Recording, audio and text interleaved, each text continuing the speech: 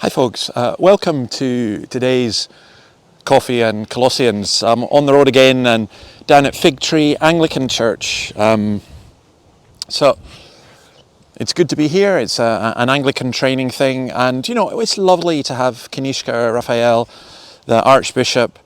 I would think there's maybe 150 of his workers here, and they're doing 5 of these. So it's just incredible how God works in his church, and that's really what we're looking at today.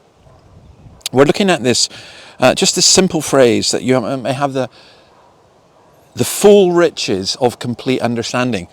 Now that seems an incredibly arrogant thing to say, doesn't it? It just seems a kind of strange thing for anyone to claim to have the full riches of complete understanding.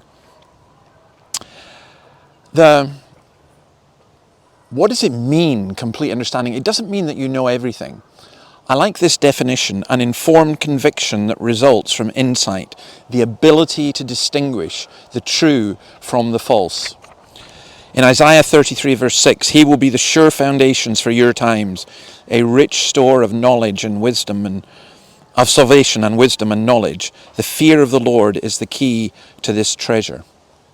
And that is the parable of the treasure in the field. There's a key to understanding, and that understanding is to get Christ and to know Christ.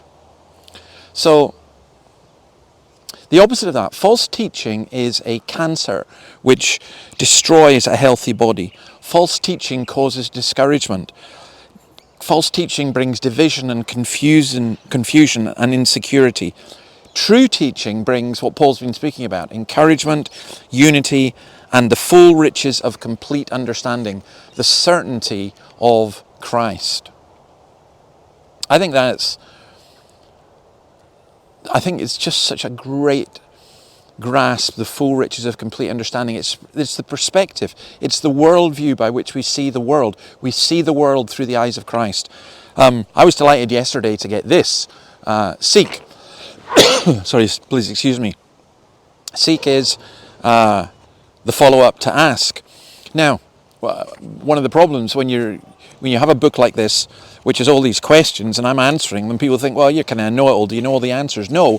The point of the book is to say to people, all these questions that you have, there's an understanding that comes from knowing Christ, being able to go to him, and knowing his word. So right now, we're discussing about child protection and child sexual abuse and the horror of that within the church as well. How do we understand that? How do we deal with that? We all have our programs, we all have our methods, and that's fine.